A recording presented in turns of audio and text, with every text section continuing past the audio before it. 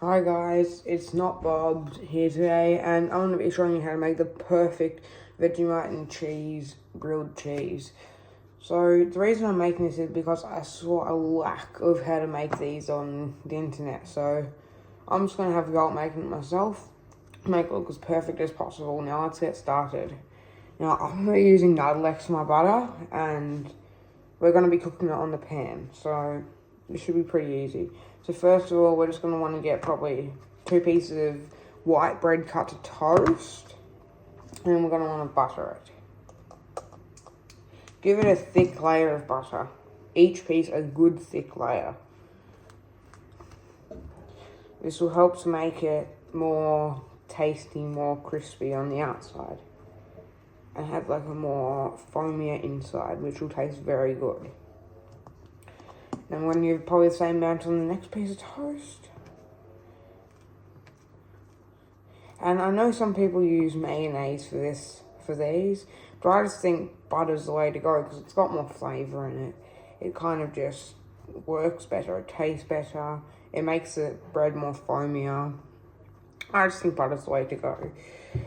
Alright, so next thing we're going to do is we're going to get the Vegemite. So you can probably find this at any Aussie shop, and just chuck on a thin-ish layer on, so probably about that much on each piece of toast, so probably about a fingertip, and then that will be our first little bit of it.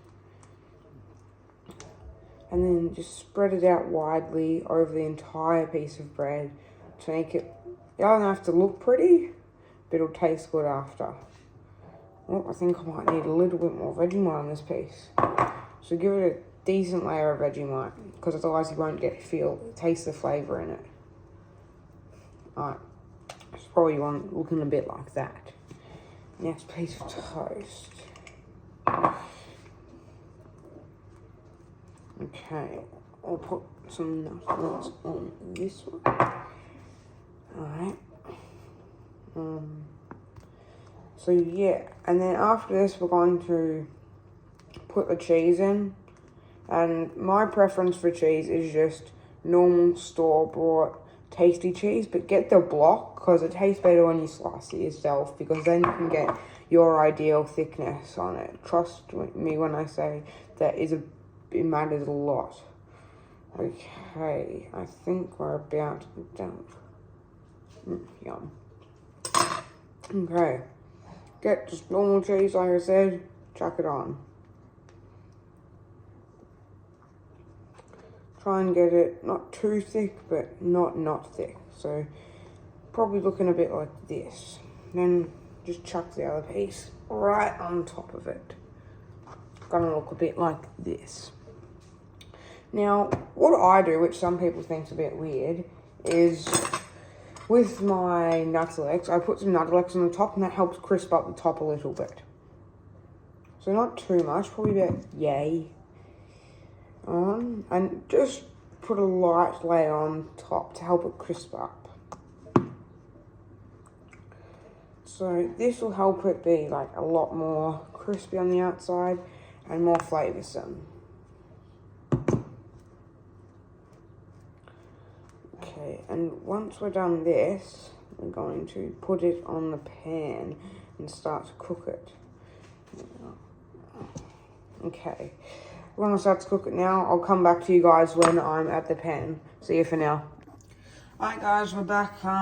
So to prepare your pan, just literally chuck in some olive oil like this, move it around a bit, and then we'll get the heat going right now.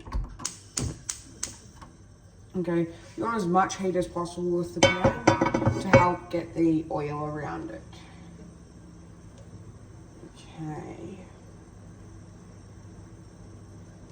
Okay, now leave it there for a minute just to heat up. Now we're going to come back to the stuff over here, and we're just going to chuck this onto the pan in about 30 seconds when I can see that when the oil moves around a lot freely, like kind of like this. So you could pour it off the edge, kind of. That's when you know it's ready. So you just want to grab your grilled cheese now, and you just want to chuck it in the middle. Not toss it down, but just put it there. Now when you're cooking this, you just want to put it in the pan and leave it to crisp up on the bottom.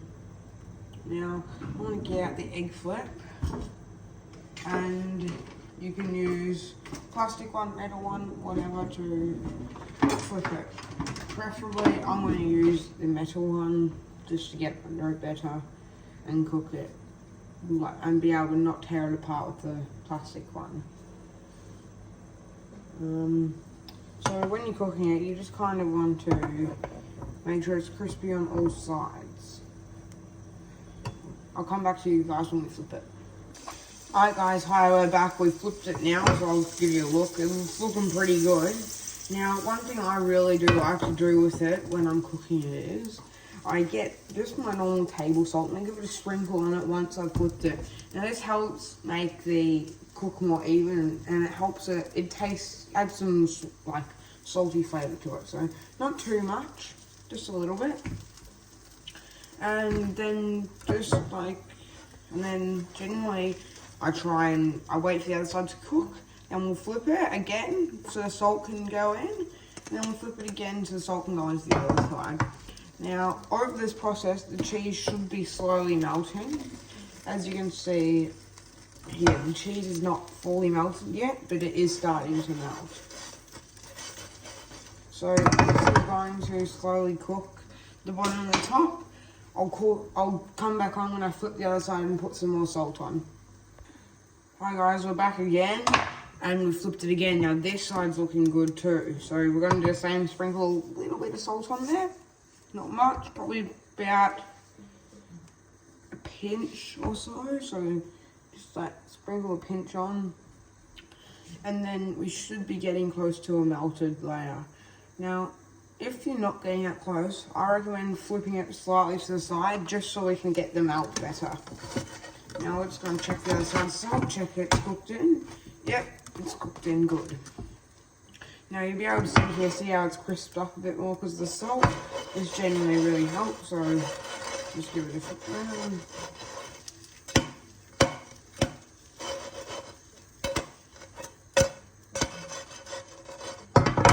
Now we are nearly getting close to done. Now, to also help get that cheese melting a bit faster, just grab your ordinary pair of tongs, just like this, and get under here and just flip it on the side like this. This is going to help get the cheese melt a bit faster. Put the heat through it, the heat will come up and help melt the cheese inside it. I tend to do this when my cheese isn't melting fast enough. As you can hear, it's melting the cheese now. I'm starting to get a good clean melt. It's looking pretty good. Now, when I take it off, I normally cut it and then I put it back on to get the crisp on the outside as well. So just take it off for about a minute, very quickly, cut it with your knife. And then put these back together and just hold them with the tongs. Probably like this. And put them on the pan like this. It's going to be a bit hard to see, but like this. It'll help melt the cheese into it. Get the Vegemite so it kind of freeze over. Now this is going to look pretty good. Whoa, starting to look pretty good. Look how I'm looking so far, so it's very good. Okay, now we're done this, we're going to get a plate to serve it up. Okay. Picking up the pan. Oh, bit of a pain in the ass.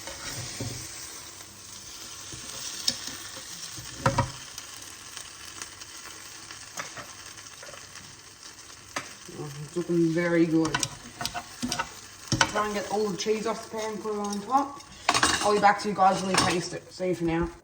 Hi guys, we're back again. Now let's give this sandwich a little bit of a taste. Now as you can see, it's looking very good and cheesy.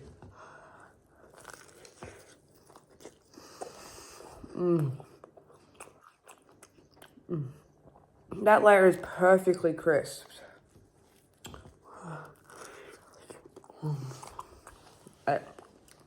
That's very good. Alright guys, I'm going to eat. Thanks for watching. See you soon. Bye.